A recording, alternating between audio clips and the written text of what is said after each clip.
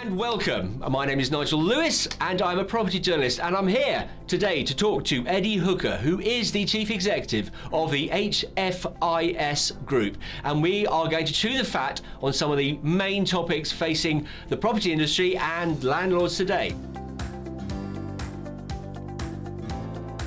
So, Eddie, if you were a landlord, I don't know, are you a landlord? Would I'm a small landlord. Me too. In size of portfolio. Absolutely. Would you be selling your property or properties now, or would you be buying more of them? What a great question. Do you know what, we get those questions all the time, don't we? Yeah. Look, I think it's like, where would you like to go on holiday, Nigel? Everyone is different. Yeah. You know, everyone has a different opinion. My personal view is you need to look at why you went into landlording in the first place. So some landlords, many landlords, especially what I call accidental or armchair landlords, Which I am. Which a lot of us are actually, it's about an investment, isn't it? It's not necessarily always about the rental income, because let's be honest, most landlords don't make money on the monthly rent that they're getting in. Your capital growth, and your capital growth will depend on where you are in the country, the type of property that you've got, the desirability of the area. So everyone is completely different, but I do think it's worth talking about the landlords that particularly are exiting. And it's not necessarily the reasons everyone would think, I can't make money and it's too hard and the legislation and the government hates me and all of this sort of thing. When I came into this industry 25 years ago, the average age of a landlord back then was between 50 and 55. Now? Let's fast forward. Yeah. Those landlords who were 50, 55 are now 70, 75 to retirement. So a lot of properties that are being sold, a lot of landlords that are exiting, is people cashing in on their original investment. So you think that's just accelerating at the moment because probably that tranche of landlord are going for it? Yeah, so I don't think that landlords in general, are sitting down and making a conscious decision, or the legislation is getting harder. Yeah, I've had enough of this. I can go and make more money elsewhere. Yeah. And you've got to bear in mind also that these are the same landlords have made money, because if they'd have put that same money in a bank account between 2008 and 2022, they wouldn't have made a penny because their interest rates were so far. So there has been house growth.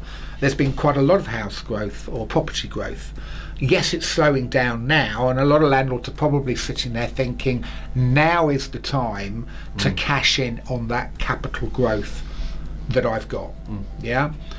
Of course, there are some landlords that can't deal with the legislation, and they're deciding at that point, let's get out. Or there's those landlords that had leveraged themselves when interest rates, and they could get a mortgage for 1.5%, now are looking at 6 or 7%, and of course they're not making any money at all. And they're thinking, but if they can't get the capital growth, they're not going to sell. They're stuck into being a landlord. So I think it comes back to that, where would you like to go on holiday?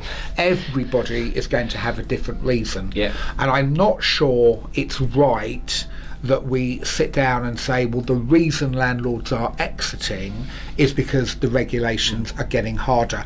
That is part of it, but I am not sure that is the driver, because of course you can always hand your property over to a professional letting agent if you don't want to run it yourself. I think some landlords who probably go through the eviction process and have a bad time of it, when you talk to them, they tend to be the ones who go, that's enough, I'm off. But that's because they've had a horrible experience. Yes. And there's only 3,000 a year out of 2.8 million. Absolutely. So, it's very, very small. But they make the headlines. Yeah. You've also got a lot of corporate landlords in the market now, and again, 20 years ago when I was doing this and insuring people, and we were setting up deposit schemes and all of that sort of thing, the word corporate landlord was a very, very small percentage of everything that we looked after. And of course now you've got much more corporate money going in. So what corporate money does is it builds volume and puts pressure on price downwards, you know. So I think there's lots and lots of different reasons why a landlord might say now is the time.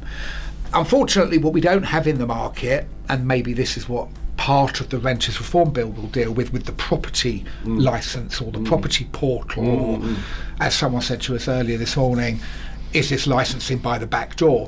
We don't have that demographic statistic to say that's how many rented properties are owned by people between 25 and 50, that's how many people are between 50 and 60, and so forth. We don't have that data. So I think a lot of commentators grab hold of anecdotal evidence and then we'll just keep talking about it.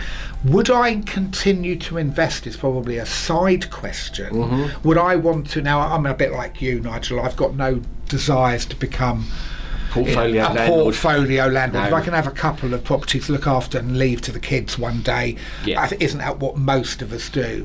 But if a good bargain came up and I didn't have to leverage myself, I didn't need a mortgage, or I needed a very small mortgage, I still think the returns are there over the long term. You know, whenever you talk to anyone in the market, if you're going to go in and make a quick buck, go into Bitcoin. If you want to make money over a longer period of time, and yes, house prices are always eventually going to go up. It's a bit flat in 23, but they are going to go up. I would say I wouldn't say no. I would look.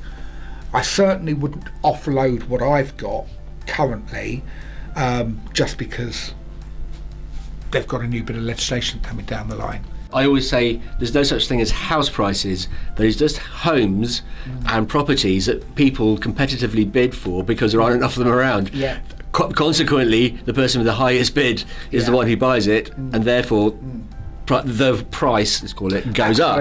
Everyone says house prices as if it's like Apple prices or something. You know, it's not. It's just a competitive process. No one's like going, I'll have that apple. No, you have that apple. No, I'll pay £6 for that apple. No, I'll pay £7 for that apple. No, it doesn't work. No. Although there's a little bit of that, a tiny bit, because that's something else which is quite a good bit of information.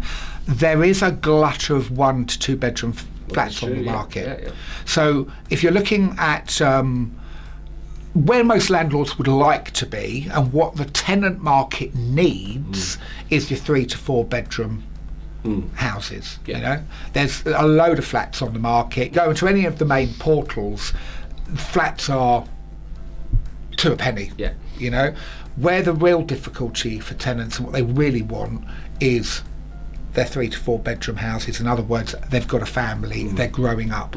The 1 and 2 bedroom flats you can pick up, developers are whacking them up at the moment. So I think if you're looking at house growth, price growth, then look at the 3 to 4 bedroom properties, the family properties with a drive where you can put 2 cars on it. You know, I don't think we're going to be seeing huge growth in capital for the smaller 1-2 bed properties.